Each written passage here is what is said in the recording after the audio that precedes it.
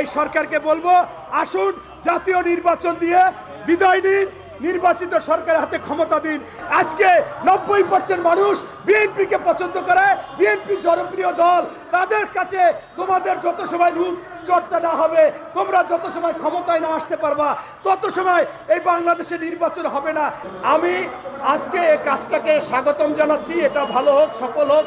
কিন্তু আমি বলতে চাচ্ছি যে আজকে একটি সরকার বসে আছে, যে সরকার অন্তর্বর্তীকালীন সরকার। এই সরকারের দায়িত্ব ছিল একটি জাতীয় নির্বাচন দিয়ে একটি নির্বাচিত সরকারের হাতে ক্ষমতা দিবে। কারণ এই যে সরকারের কথা আপনারা জানেন, এছাড়া তাদের আর এই বাংলাদেশে মানুষের ভোট অধিকার প্রদান করতে পারতেছে না। এমনকি আরো মানুষের আশা আকাঙ্ক্ষা যে দ্রব্যমূল্যের দাম কমবে, আইন শৃঙ্খলা বাহিনী স্বাভাবিকভাবে চলবে, সুশাসন, সুনীতি, সুবিচার বাংলাদেশে হবে এবং প্রত্যেকটি স্বায়ত্তশাসিত প্রতিষ্ঠান যেখানে ঘুষ থাকবে না, দুর্নীতি থাকবে না। অথচ আমরা দেখলাম এই সরকার সেই কাজ না করে বিভিন্ন সময় বিভিন্ন ইস্যু দিয়ে দেশকে অস্থিরতা করতেছে। বাংলাদেশের সবচেয়ে একটি সংস্থা সেনাবাহিনী, তারা হচ্ছে আমাদের এই বাংলাদেশের দেশপ্রেমিক। ইতিমধ্যে জামাতের আমির একবার তাদেরকে বিতর্কিত করেছিল। এরপর আজকে আমরা দেখতে এই নতুন গঠিত নাগরিক পার্টি, তারাও বিভিন্ন ধরনের কথা বলে তাদেরকে বিতর্কিত করতেছে। এত বড় স্পর্ধা, যারা বিপদের সময় কাজ করে, দেশপ্রেমিক, সার্বভৌমত্ব রক্ষা করবে, তাদেরকে যদি আজকে শেষ করে দেওয়া হয়, তাহলে এই বাংলাদেশে আর কোনো আস্থাশীল প্রতিষ্ঠান থাকে না। তাই আমি মনে করি, আমি আন্দোলনে ছিলাম, 16 বছর ছিলাম, এই ছাত্র বৈষম্য বিরোধী আন্দোলনের সাথে সাথে ছিলাম, জনতার সাথে। সেখানে আজকে এই সেনাবাহিনীর প্রধান, তিনি যদি আমাদেরকে সমর্থন না দিত, আন্দোলন আমরা জয়লাভ করতে পারতাম না, আন্দোলন সফল হতো না। আপনারা দেখেছিলেন 90-এর স্বৈরাচার বিরোধী আন্দোলন করেছিলাম, তখনও সেনাপ্রধান নুরুদ্দিন আমাদের সমর্থন দেওয়ায় এরশাদ পালিয়ে গিয়েছিল। তাই আমরা স্পষ্টভাবে বলতে চাচ্ছি, আজকে এই যে সংগঠনটি হয়েছে, তারা যে কোনো ক্ষমতা চায়, আর এই ক্ষমতায় তারা যা ইচ্ছা তাই করতেছে। আরে বাবারা, তোমরা একটু বুঝো, তোমার ঘরে দুইটা মেয়ে আছে, বড় মেয়েটা সুন্দরী না, ছোট মেয়েটা খুবই সুন্দরী।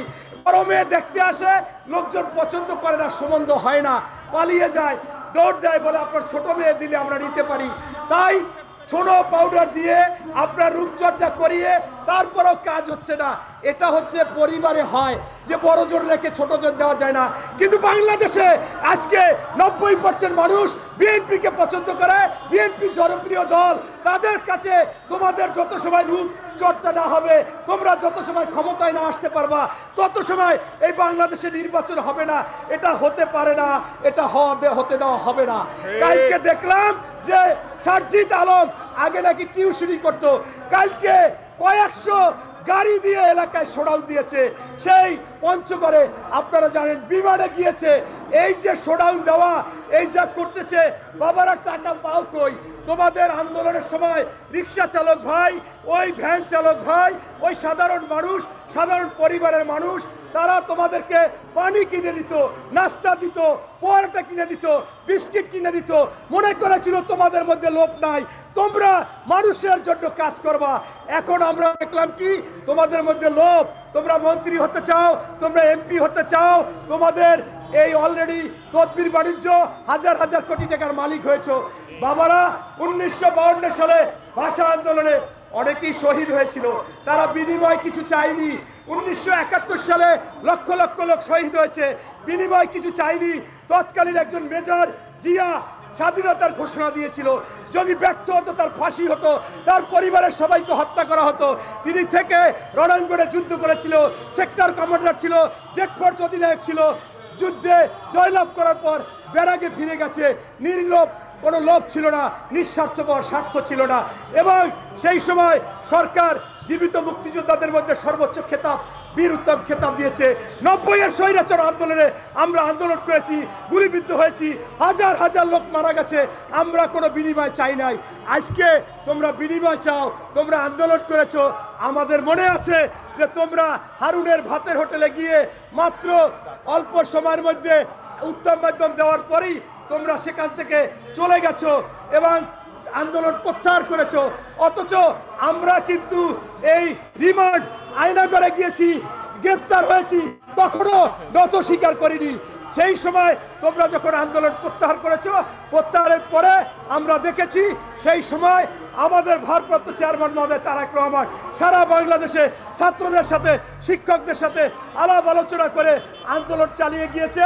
পরবর্তীতে তোমরা আসছো, তাই সর্বশেষ বলবো আমাদের দেশপ্রেমিক সেনাবাহিনীকে নিয়ে আর তাল বাহানা করবে না এবং এই ধরনের কথাবার্তা বলে বাংলাদেশকে অসহিষ্ণু এবং তোমরা এমন অস্থিরতা করবে না যে অস্থিরতায় কোনো ক্ষতি হতে পারে।